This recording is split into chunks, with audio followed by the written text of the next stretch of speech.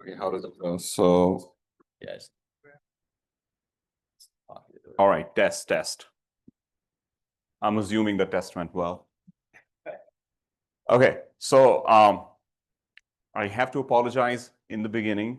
I might seem sleepy because it's like 6 p.m. for me in Baltimore, right? So this is the end of the day for me, and actually end of the week as well, right? So thank you so much for being here on a late Friday afternoon. All right. So thank you again, James, for the invitation. The whole day has been absolutely fantastic. All right. I got interested in this question of enforcing safety in control system recently. You know, the CBF stuff has been around for like quite some time, and control barrier functions have really taken off in the last few years. Well, I didn't say anything about control barrier function, but I'll say something about control barrier function in case you don't know what control barrier functions are. But it seems like everyone that I've talked to this since this morning seems to know what control barrier functions are. Anyways, like any confident researcher, I completely ignored it. I have this knack of completely ignoring all the good ideas. But eventually it came back to bite me. I had to learn what control barrier functions are. The good thing was that I had this really great graduate student. He's about to graduate, and he really figured all this stuff out. And we were able to go a few steps ahead of, well, I shouldn't say ahead of, in a slightly different direction from CBF. And that's what I'm going to be talking about today. All right, before I do that, I have to fulfill my academic obligation and advertise my university. So I am from University of Maryland, Baltimore County, not the College Park, Baltimore County. We are located just 10 minutes south of the city of Baltimore. That is you can see the city line of Baltimore in the middle towards the right. That's Baltimore right there. We seem to be about like 2/3 the size of this university. So we are slightly smaller than BYU. All right. In Maryland, we don't believe in convexity, unlike the state of Colorado, which is all full of straight lines. We are absolutely no straight lines for us. Anyways, so the UMBC is one of the 11 universities in the university system of Maryland. And it has 2 schools which are engaged in doctoral research in engineering, and we are one of those 2, the other being the College Park, of course. UMBC is, our best thing about us is the location. We are optimally placed in some sense, maximizing access to funding agency, research lab, universities, and transportation. The public transportation is pretty good. We can go to Maryland, like all places in Maryland, places in Virginia and DC as well. We have about 11,000 undergrad students, 2,000 grad students, which is about 2/3 of the stats at BYU, right? We have 25 research centers, 130 companies in 2 research parks in the university. And UMBC is actually really focused on the undergraduate teaching, and we are actually the #1 institution in the nation for the African-American students, all right, go back one slide, who go on to earn doctorates. We have a great program called the Meyerhoff program, whose sole objective is to produce African-American PhD students or PhD holders. And we have been quite successful with that. We are also the number 14 among the nation's most innovative schools. I don't really know how they count the innovative school, but apparently we are. We are just behind University of Michigan, Ann Arbor, which is number 12. So pretty good, I guess. All right, we are also very good at undergraduate teaching. And I do believe that UMBC actually does a very good job at undergraduate teaching. All right, a little bit about me. I started my academic journey all the way there in India, in Delhi College of Engineering, where I got my bachelor's in mechanical engineering way back in 2009. And I was very interested in thermofluid systems, power plants, power generation stuff. So I got a job at a government lab, which was engaged in the development of a gas turbine engine. I got very, very excited about that stuff. But within 3 years, I was completely bored spitting out the CFD plots. Like, I have to do something better. And there was this guy who was running the controls group, and he convinced me that I really should look at controls. And then I went to Michigan to learn some stuff about controls. And I stayed there for almost 9 years. I got my master's, I got my PhD, and I did postdoc at Michigan. And then I got a job at University of Maryland, Baltimore County. I had a joke about the Wolverine and the dog. I completely forgot it. But anyways, the punchline is that our mascot is actually alive. Michigan does not have any Wolverines. What Wolverines? Anyways, but our mascot is this little dog. It's a Chesapeake Retriever, Chip, and you can see him going around the campus. And I was very interested in getting a dog, but I ended up getting a cat. So I'm like completely a cat person now. By the way, I did see that BYU's mascot is a cougar, which is, cat adjacent or feline. Close enough. Close enough. All right. All right. So let me tell you something about my research, what I do. And this is another question that I struggled with a lot. Should I focus on the tools or should I focus on the application, right? I think all faculty members end up struggling with that question. Like faculty members always say that we have a hammer and we are looking for a nail, right? So I'm like more interested in the hammer part. So my things that I'm really interested are the tools, controls and estimation tools. And I've been working on the model-based control techniques, especially the input-output feedback linearization technique, all sorts of adaptive control technique, and recently in the backstepping framework as well. Way on the other side, where you don't need any model, is the learning-based control, where you try to learn from the data and you just completely ignore any model that you have. And in the learning-based domain, I worked on this technique called the retrospective cost adaptive control. This is what my advisor was working on for 20 years. So I did a lot of work in that. Recently, we have extended that work and come up with a new flavor of adaptive control, which we call the dynamic mode adaptive control. And then we also started working with extremum seeking control, which is another data-driven technique for data-driven model-free optimization technique. And then once you have a lot of techniques, what you can do is you can mix and match them and make more techniques. And that's what I started doing in mixed control. So we just take data-driven from this and model-based from that, and then we come up with more and more techniques. So data-driven MPC was one of the recent works that included elements from both model-based techniques and learning-based techniques. And the reason I do both model-based and learning-based is because some systems have really good models. Like, for example, missiles, quadcopters, airplanes, they have like decent, actually, I shouldn't say decent. They have a very good model, right? You can measure the physical parameters and you have pretty good idea of how they're going to behave. And they're sufficiently low dimension. They're sufficiently complex, so they're interesting. So for those type of systems, we do need model-based control. But then there are these other systems which are very difficult to model. They're easy to simulate, especially the fluids and the structure systems, where we know exactly what the PDEs are, and then if you have enough computational resources, you can simulate them, you can do all sorts of things. But those models are not in the right shape for doing controls, right? So that's where we need learning-based controls. We don't have to rely on these PDEs and learning all these complex control techniques. We can just learn with minimal amount of data and hopefully do good controls.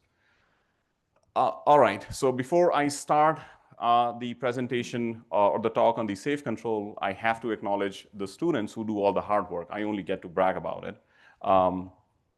I also want to acknowledge UMBC for supporting all the work and the ONR for supporting some of this work that I'm talking about today. All right, so let me start with the motivation. With the advent of, robotics, autonomous systems, obviously I don't need to motivate why safety is important. Safety is very important, right? We see it all over the place.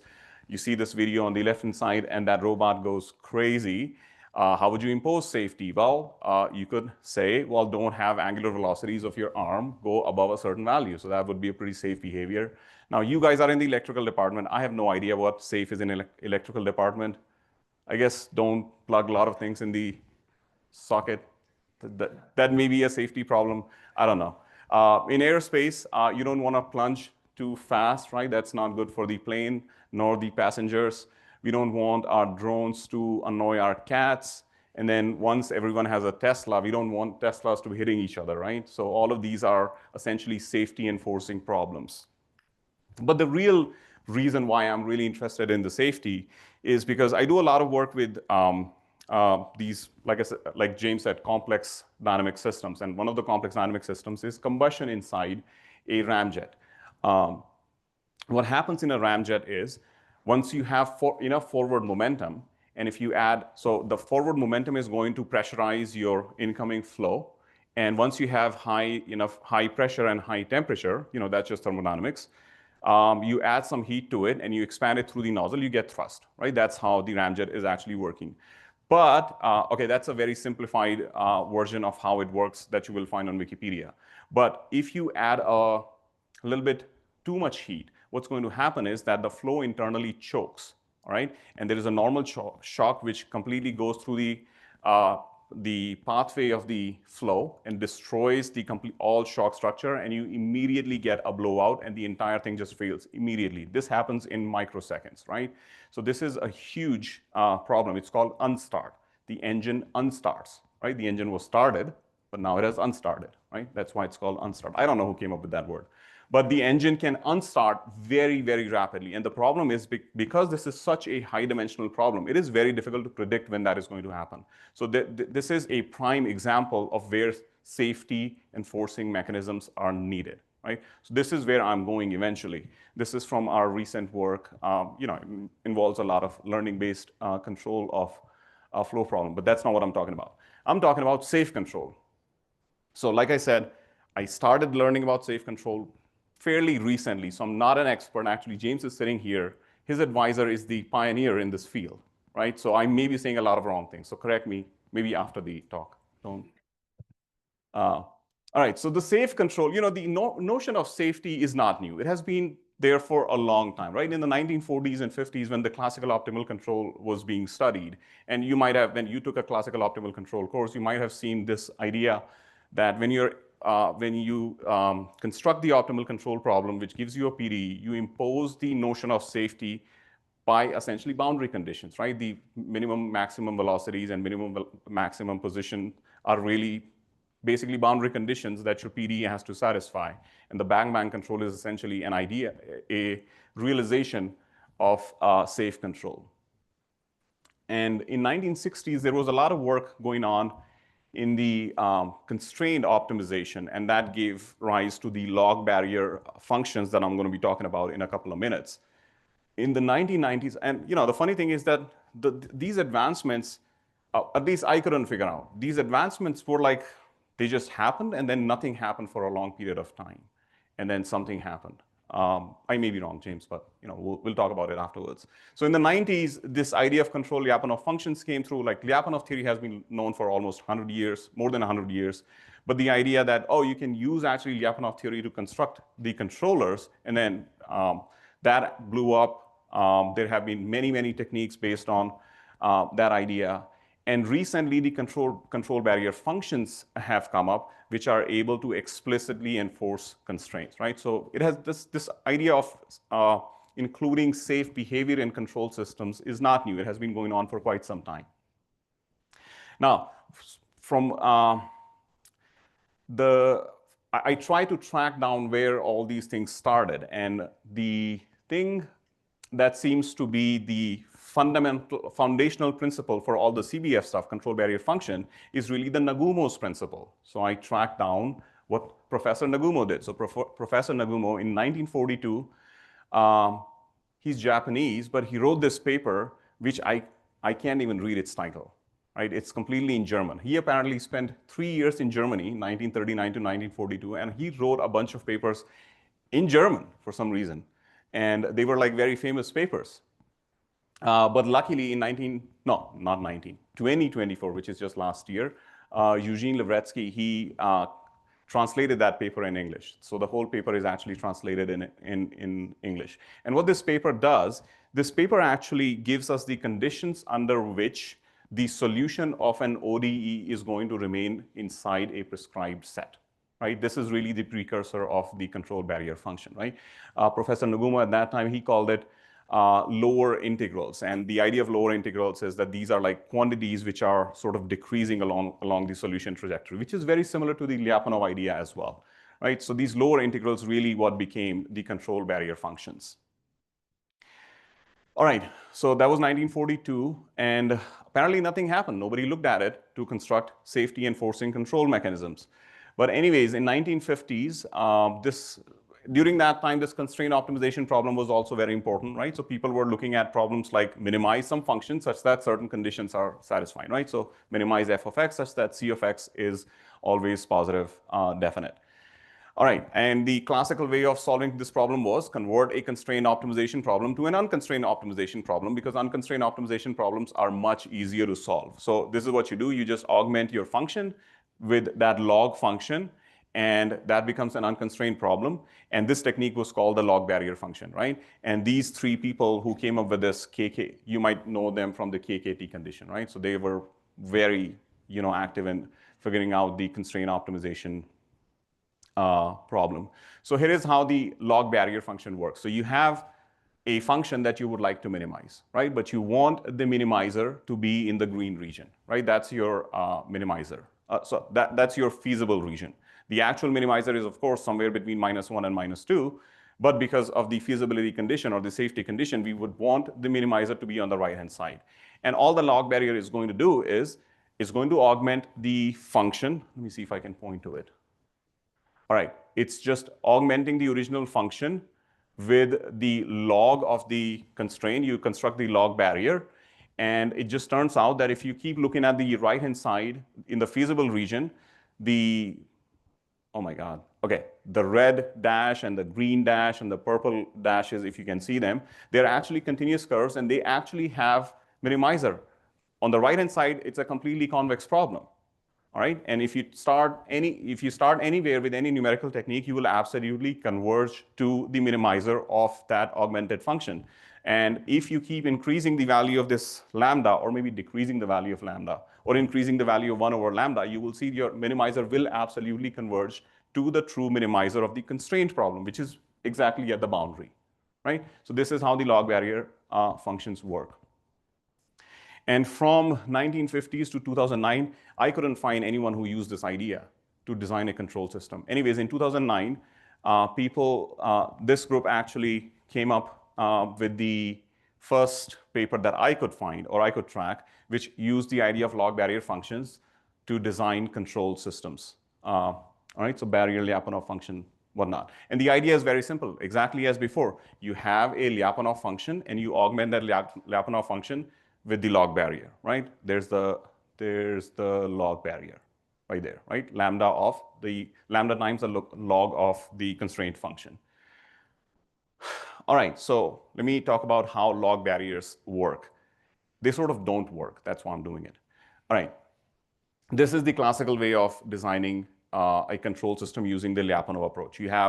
We're going to consider a very simple single integrated system. And I'm going to say that this is my candidate Lyapunov function v, which is half x squared, and v dot is whatever that is. And all I need to make sure is that v dot is negative definite. If I find a control law which is going to make v dot negative definite, I get stability, right? And u equals minus kx absolutely stabilizes me, right? This is very well-known stuff. All right, this is what the log barrier is going to do. Log barrier, so the log barrier objective would be, I have the same system, but I want to constrain my x variable to be within -1 and 1, right? Whatever constraint you have. So I'm going to modify my Lyapunov function. Now I'm actually also using the reference command here, so x minus r, because I want to go to r, so I'm stabilizing r. And all I'm going to do is add this log function, because this function is encoding this constraint, right? So all I'm doing is adding the log of the constraints, right? And you go through the same process again. You compute v dot, and you choose a control law u, which is going to make v dot negative definite, and you absolutely can do that, right? And we are done. That's how log barrier control is synthesized. And if you simulate it, you will see that. So I'm asking the system to actually follow the black trace, which is outside my safe region. My safe region is between -1 and +1, and in the pink region, I'm unsafe. So I'm asking the system to go into the unsafe region, and log barrier actually works great. It absolutely stops it from going to the unsafe region. So in the first column, I'm showing a harmonic command, and in the second column, I'm showing a step command. In both of the cases, the control system is actually able to stop the system from going into the unsafe region, right? I absolutely remain inside my safe region. So what's the problem? The problem is that even when you're giving it a feasible command, it actually does not follow the commands. It's absolutely enforcing safety, but it's trading off performance. It's actually not going to follow feasible commands now. So right now, my command is completely feasible. And with the cyan color, I'm just showing the regular controller, which actually is able to follow the command. So it's not that the command cannot be followed. Command can be followed. It's just that the log barrier controller is not going to follow the command. All right, and that happens both for, it's not just because of time varying reference, it's also for a step command.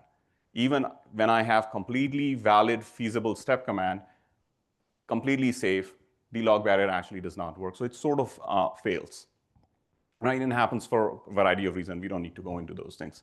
Anyways, in 2014 came out this paper, which basically formalized the idea of control barrier functions from the Nagumo's paper, right? And this is a very famous paper.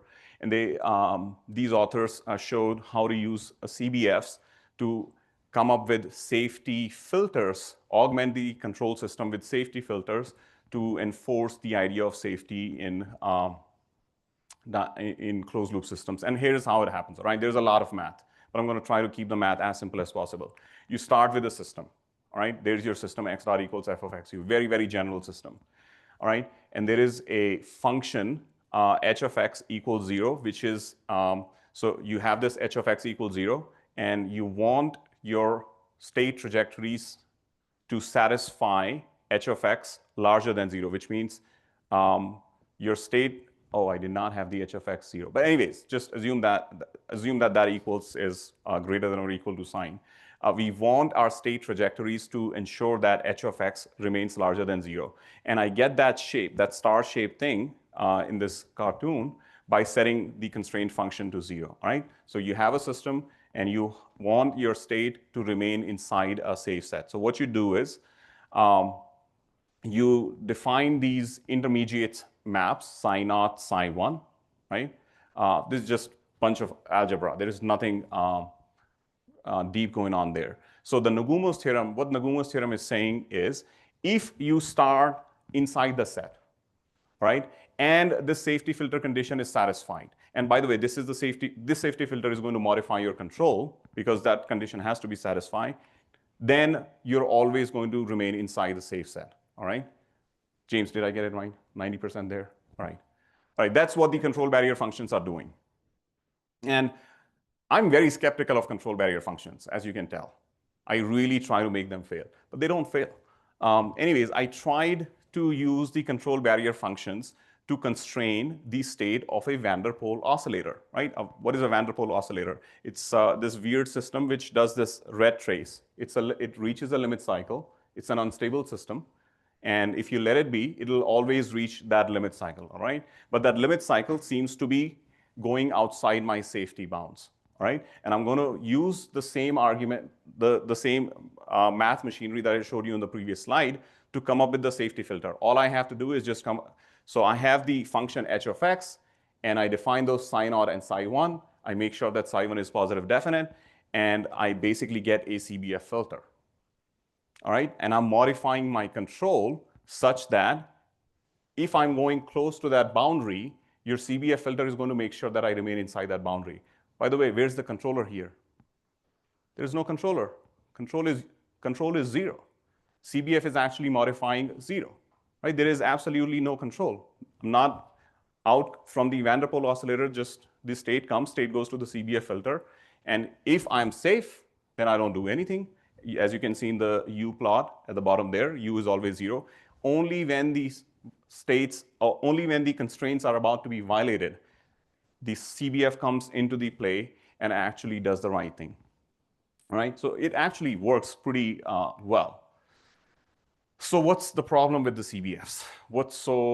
Why am I not convinced? All right, one of the issues with CBF is that if you have high relative degree in the system, and relative degree means how, if you're in the continuous time, you have to differentiate your state multiple times to get to U, or if you're in discrete time, you have to wait a certain number of steps to see the effect of U, right? That's what relative degree is.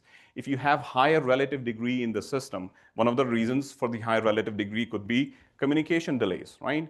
if you don't know how long it is going to take for your signal to go from whatever you're doing, if you're doing things remotely, there's going to be a time distance. We don't know how much that is going to be, and that could make or break all the things, right? So you might have high relative degree in the system. And as soon as you have high relative degree in the system, the math involved gets a lot more complicated. So earlier you only had to define the psi naught and psi 1, but now you have to define all these other objects as well up to psi rho, where rho is the relative degree. So if your relative degree is 5, you immediately need to define 6 objects. All right? And for each object, you're going to define these sets, C0, C1, C2, C3, C4, all the way, right? So all of these functions are going to be defined as the positive level set, or I think they're called the super level sets, right? Super level sets of these functions, psi naught and psi 1 and whatnot. And the Nagumo's theorem is now saying that it's the intersection of all these sets which is going to remain invariant. So it's not your original h of x. It's not the super level set of h of x which is safe. It's actually the intersection of all these c's which is going to be safe. And finding this set C is quite annoying. It's not an easy task, right? If you have a double integrator and you want to impose position constraints. So position, how many times do you need to differentiate position to get the input force? Twice, right? So you have to have relative degrees twice. So in that particular case, now you have C0 and C1. And you need to look at both of those, C0 and C1. So in the first case, I'm assuming that the constraint function is 1 minus x. So I have a boundary at 1. And that actually gives me, the green region is my safe set, right? Even though I want to remain less than 1. So if you start here, like right here, you're starting in the safe region, but the CBF is not going to ensure that you remain there, right? Because CBF is only going to ensure it if you're in the green region, right? And when you have two-sided constraints, the shape gets worse, right? So computing these shapes is non-trivial, right? If you have, and this is only a double integrator, right? If you have more complicated dynamics, if you have more complicated constraint sets, these shapes are going to get a little bit more difficult to compute. All right, so that's one of my issues with CBF. The second issue is that CBF does not really enforce stability, right? CBF is really, you're sticking the CBF in the loop, right? And then you're asking the question, well, is my loop going to be stable? I don't know. CBF is really modifying your control signals, all right? And then I asked this question to the smartest person that I know for $20, right? And ChatGPT says, what does it say? That it is achievable, not that it happens automatically. I don't know what that means. I don't know what that means. And then, the bottom line is the CBF alone gives you safety, which I believe. CLF gives you stability, which I believe. CLF and CBF together give you safe stabilization. I don't know. I don't think so. I don't think so. It's like, me standing in a Bank of America bank and saying that I'm a billionaire because I'm sitting in a bank. I don't know. That doesn't follow. I don't believe it. Maybe true, but I don't believe it. All right. So far we have seen log barrier functions and the control barrier functions, which are able to actually enforce constraints somewhat in control systems, right? The problem with the log barrier function is that, so I didn't talk about this, but you actually cannot start outside the safe set. So it is forward invariant as long as you're inside the safe set. You absolutely cannot start outside the safe set. Whereas in control barrier function, you can start outside the safe set, and there are mechanisms to push you back inside the safe set. So that's a definite plus. The another problem with log barrier functions is, and again, I did not show this, you're able to constrain the position, but you don't constrain the absolute velocity, you constrain the velocity errors, right? So that's another issue with log barrier functions. And the tracking performance suffers, right? Even when you have feasible commands, the log barrier function is not giving you successful tracking of those feasible commands. On the other hand, control barrier function, the tracking is absolutely good. As long as you're safe, your tracking is going to be very good. Or the underlying controller is basically going to do whatever it's supposed to do. The safe set construction is definitely a challenge when you have high relative degree or you have complex dynamics. All right, so the question was design a controller that enforces constraints explicitly while ensuring perfect tracking. I don't want that business with, smaller constraint sets. So this is the question that I asked my grad student, and he was very frustrated with me. But anyways, I kept asking this question repeatedly. All right, so the basic idea that we looked at was, it really came from this observation that constraint optimization problem was actually, how is constraint optimization problem solved? You actually convert it into an unconstrained optimization problem, and then you just solve it, because unconstrained optimization problems have very simple solution techniques, right? So we asked the question, well, can we convert the constraint optimization problem to some unconstrained optimization problem, solve it there, and come back? Very simple idea. And of course, the slide says yes, so we were able to do that. And the solution was through saturation functions. All right, saturation functions, these are all over the place. All saturation functions do. By the way, neural networks use these types of saturation functions or sigmoid functions all the time, right? What is a saturation function doing? It's basically going to plus minus infinity at my constraints, right? So if I wanted to constrain my x between -1 and +1, z actually goes from minus infinity to plus infinity. So if I moved my control problem from the x domain to the z domain, I have no constraint in the z domain. I could be anywhere in the z domain, and if I map back using this little function, z could be anywhere on the real line. I would absolutely land back between -1 and +1. That's it. And we call it the constrained mapping control. And it, well, sort of works. All right. Let me tell you when it doesn't work. All right, so the idea of constrained mapping control really is, instead of designing the control in the x domain, you map your dynamics to the z domain. This z is not the discrete control. It's just coincidental that we started with calling it z. We are just transforming from x state to the z state. We get the dynamics in the z coordinates. We design the controller in the z coordinates because we have the dynamics. One way or the other, I'll be able to get the dynamics. Sorry, I'm going to be able to construct the controller, PIDs, full state feedback, whatever controller you want to use, backstepping, adaptive control. The point is, no matter what the value of z is, when you convert it back to the x domain, you're guaranteed to be within the safe set, right? That's really basic. That's really the basic idea here. All right, so let's try, we started applying it to simple problems. So I asked my student John, John, can you do this problem?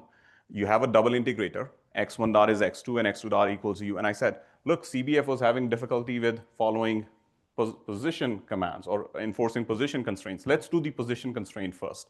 So he did the position constraint. He used this specific arctangent hyperbolic saturation function. He converted the dynamics. We get that dynamics. And he was able to come up with some controller. Don't worry about how he got it, but you can come up with any controller you want. And once you get the controller, now that smiley just said, not really a smiley, or what are they called now? Emojis? Anyways, that's just saying that it's a lot of mathematical work. It doesn't say that it doesn't work, but it's just like a mathematical, large mathematical expression. But the controller is absolutely there, right? And that controller absolutely works. Doesn't matter where you start. Now I'm showing the trajectory on the x1, x2 phase plot. I can start at any point on x2, and I will absolutely go to, the controller will absolutely do what it's supposed to do. Whatever the command is, it'll follow the feasible command, and it'll make sure that the constraints are not violated. So earlier with the CBF, we had this weird green zone, but with the new, with the constraint mapping control, we actually have the, our original constraints. That's exactly the constraint that we wanted to implement. So, all right, great. So we are able to actually impose position constraint, which is 2 relative degree 2 away from the control. So I said, all right, let's just get the easy one as well. Try to get the velocity constraint as well. So let's see if we can do the velocity constraint. So I asked John to do the velocity constraint, do this exact same thing, get the controller. Controller is even easier now, right? You can do the position constraint, and the velocity constraint doesn't work. Right? This was more than a year ago. We basically saw that if the command is small enough, it works, but if the command is a bit larger, so the red one is 3, I'm starting very close to 0, I numerically blow up. Every single time I'm numerically blowing up. And all right, I asked John, figure out what is failing. Once we figure out what is failing, we can fix it. All right, so we started looking at each and every step of this control synthesis problem. So, we go back to the same process. We have our Lyapunov candidate. We find the V dot. We find a control which is going to make V dot negative definite. We look at all the variables. We started plotting every single variable in the synthesis. And what we found was that the Z2 dynamics actually has this particular term. Right? And what is wrong with this term? You can't, well, unless I highlighted that term, you wouldn't be able to say what is wrong with that term. But once we started plotting every single term, we saw that that's how the hyperbolic cosine square looks. Look, the value of z is about what? Plus minus 15, pretty small. What is the value of hyperbolic cosine square? That's like 10 to the 12. This is a non-Lipschitz function. This is a very problematic function.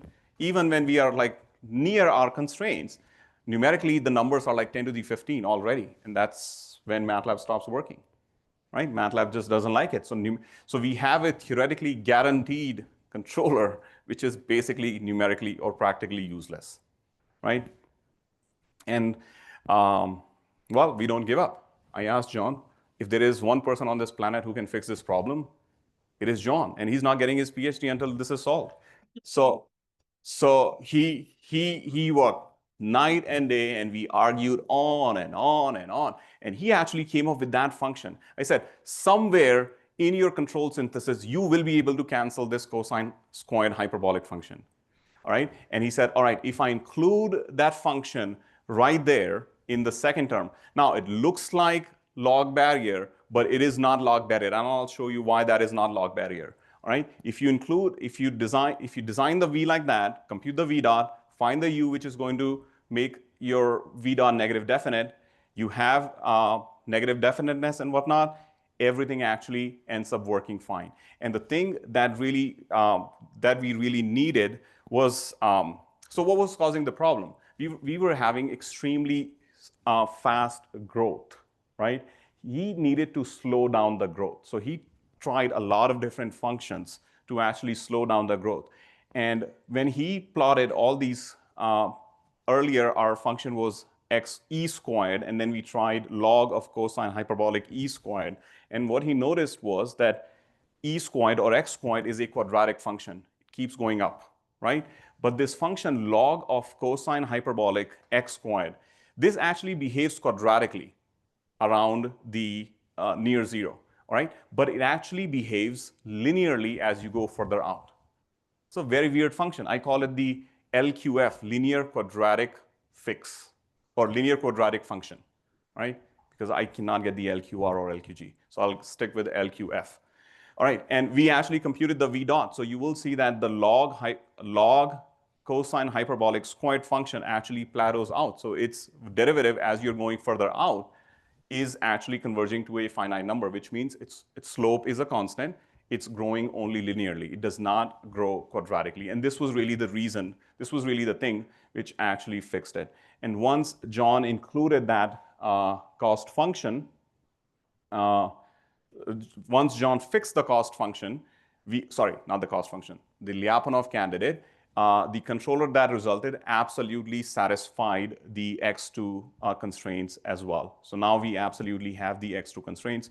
We have larger commands, it absolutely works. We have even larger commands, and it'll keep doing this back and forth, but it will not violate the commands, right? Now, I should say that this is only for a double integrator, right? This is very preliminary work, but in ideal scenario, it actually does work pretty well.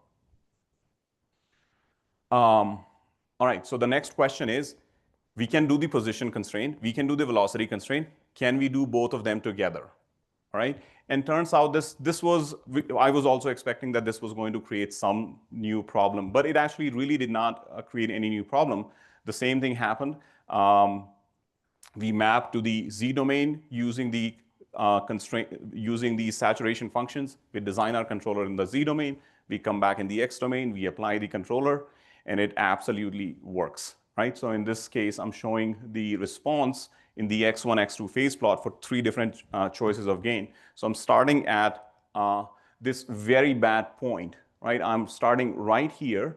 So I'm very close to the negative boundary, and I'm going with the maximum velocity towards the negative boundary. So I have to reverse course and go towards the command, which is go at 1 and stop there, right? So I start all the way here, and I go there. In all 3 cases, you will see that the constraint is absolutely not violated. You are absolutely riding the constraints, right? No, intersection of multiple weirdly shaped sets to get the actual forward invariant set. So we absolutely get complete forward invariance of the desired safe set that we want using this technique, right? Which is based on a very simple idea of just converting the constraint control problem to an unconstrained control problem. All right, so next we do want to apply it to meaningful systems, right? So, well, the meaningful system for me is, well, before a ramjet, it's a quadcopter, right? So I go from single integrator to double integrator to a quadcopter and then to a ramjet. But even the quadcopter is actually quite complicated. That's a 12th order dynamics. So we simplify the problem to a planar quadcopter, which we call the bicopter. And all it does is essentially go up and down and rotate in the vertical plane. All right? It's essentially a quadcopter which is constrained to be in a vertical plane. And these are the equations of motion. Now, this looks much simpler than a quadcopter, but it really isn't. It still retains the nonlinear coupling and the inner outer loop architecture where you have the translational dynamics in the outer loop and the rotational dynamics in the inner loop. So it retains all the complexities and nonlinearities of the full 12th order quadcopter. All right, I'm not going to bore you through the math. There's like 4 pages of controller construction.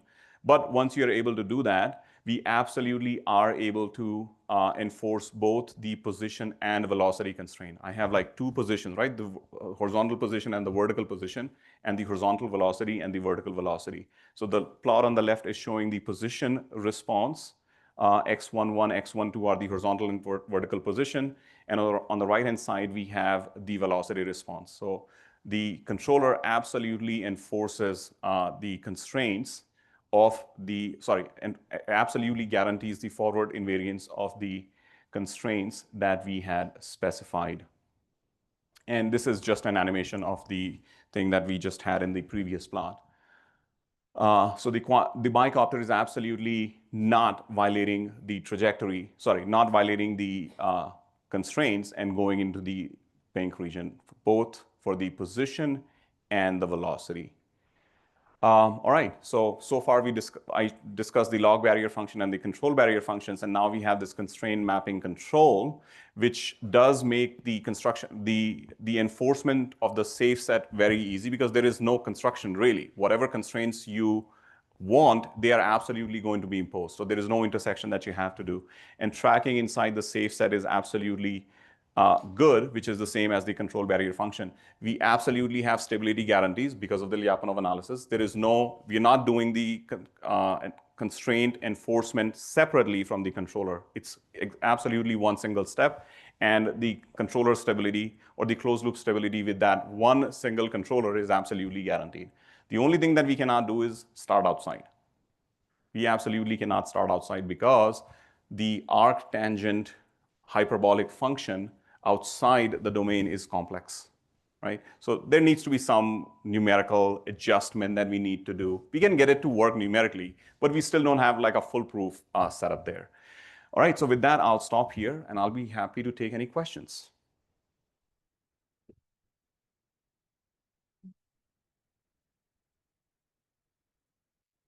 Yes.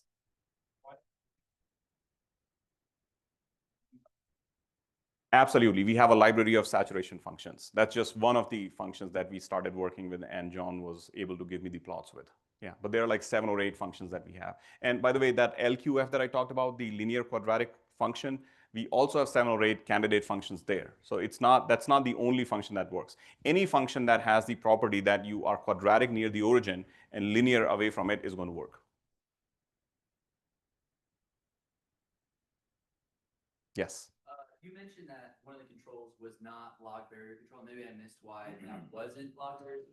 Yeah, because log barrier is supposed to go to infinity at the constraints, right? When I include the log, our LQF, there is no point at which we are going to infinity, right? So it's really not a log barrier function. Yeah, great question for a Friday afternoon. Yeah. Yes. So I guess, actually, okay, I have two questions, but one is this Lyapunov function with the log hypercosine. This looks like kind of a robust cost function, right? Where you basically want linear growth, quadratic at the bottom, and sort of. All right, that absolutely might be true. I have no idea, but it might, yeah, it might be true. Very similar to Huber. Oh, okay. I'll look into that. Yeah. Like I said, I have a habit of completely ignoring all the good ideas. Yeah. You know, if you're going to stay within these sets, the control might get very large. So, like, do you have? No, actually, it doesn't. Wow. All right. So let's look at this problem. This one. See, if I am at point -1 and my velocity is -1, that is the largest velocity I'm allowed to have if I'm inside the constraint set. Stopping -1 doesn't require a velocity of -1 meters per second actually does not require a lot of force. So the force that it generates is actually not that bad. In general, including force saturation or the force constraints, results in infeasible problems, right? Sometimes if you have force constraints, you might just not be able to stop. If you have enough velocity, you will not stop because of the physics. But in this particular case, because you're inside the safe set, your maximum velocity is already bounded. And the maximum change that I can ask for is -1 to 1, which is only 2 meters per second, right? So that is not going to generate a lot of control effort. And you know, these gains that I have are going to affect those as well. So in general, the control effort might be large if you have, like if I'm only doing either the position constraint or the velocity constraint. But if I have both the constraints, the largest control that I'm ever going to ask is already bounded. And the controller absolutely finds out the one that I need. Yes. Good question. So one of the criticisms of control barrier functions is that you're running everything through an optimization problem. And that messes up a lot of analysis of like gated phase margins and other things. So this method, you're not doing that. So are there any advantages to this in analysis of stability, gain phase, disk margin, and things like that? All right, that's a good question. Because there is no additional mechanism, this is purely a nonlinear controller in the loop. We haven't really, well, John might have done this, but I haven't really asked him to write the closed loop dynamics. And it might very well be that there's a lot of cancellation going on. So it looks like a feedback linearization. And the resulting, no, let me back up. I don't think the resulting dynamics is at all linear, because you don't get this behavior in linear system. It absolutely, the closed loop aerodynamics would absolutely be non-Lipschitz. I do not know how to do gain and phase analysis or margin analysis for those equations, but that is something that we are looking at next. Yes? Are you running into any issues going to the ramjet, or is there anything that you problems with? Ramjet would be quite a bit of challenge because, you know, one of the things is you need the dynamics of the system to integrate the constraints, right? The dynamics of the ramjet, well, I mean, the first thing that I said was the ramjet is one of those systems which does not have a control-oriented model. So what I would do in that case is we do both direct adaptive control and indirect adaptive control. In the indirect adaptive control, there is a model that is identified. So I'm basically going to use that model and just see this, try all these fixes and see if that is able to work. Actually, the first thing that I'm going to do is CBF. I'm not even going to go through this. CBS is the #1 step for seeing if we can use the CBF framework to enforce or stop the unstart from happening in ramjets. Yeah. Yes.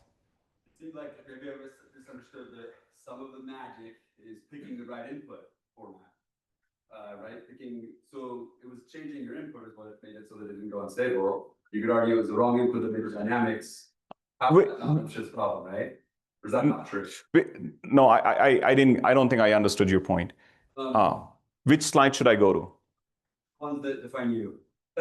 So you have these equations. Yeah. Yeah. You said we find this and then we move on. So I'm just wondering, what is the high level strategy for finding these, which seems non-obvious to me? Oh, this construction of U, the synthesis of U. Well, that's assuming that I'm starting with a double integrator.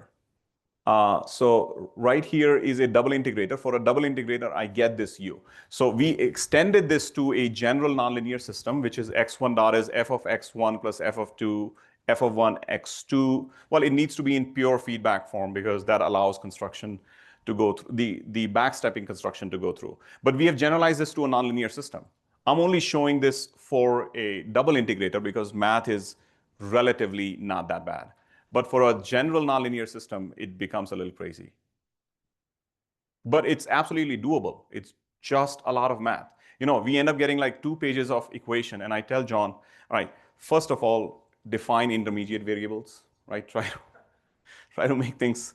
But he really likes to see the entire equation in one go, which spans like 2 pages. But at the end of it, it's just math, all right? If you're not making any algebraic or grammar errors, it works out fine. Yeah, if I understand correctly, though, Yeah. you transform that space on the right. Mhm. Then it's nonlinear control design. Mhm. Okay. But the nice thing in the blue space is that you don't have to worry about The constraints. the constraints or the. Do you have to worry about the control input down? What's that? The control input down. So worry about those. See, you cannot, as soon as you include control bounds, you run into the feasibility problems, right? See, one of the things that I want to mention here is you see these constraints in the, all right, let's go one back. You see these constraints, okay, where's my mouse? All right, you see this blue region? This is not forward invariant, right? And this is not forward invariant because the control is bounded. This is because of the construction of CBF.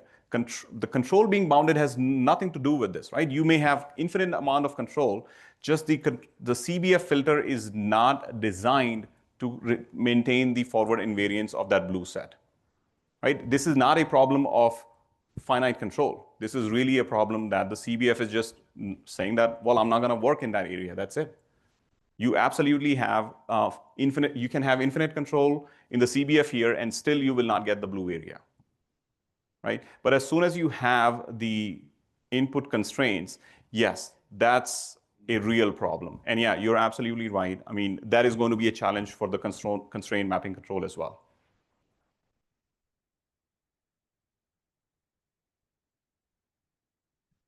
Well, if there's no other questions, let's thank our speaker.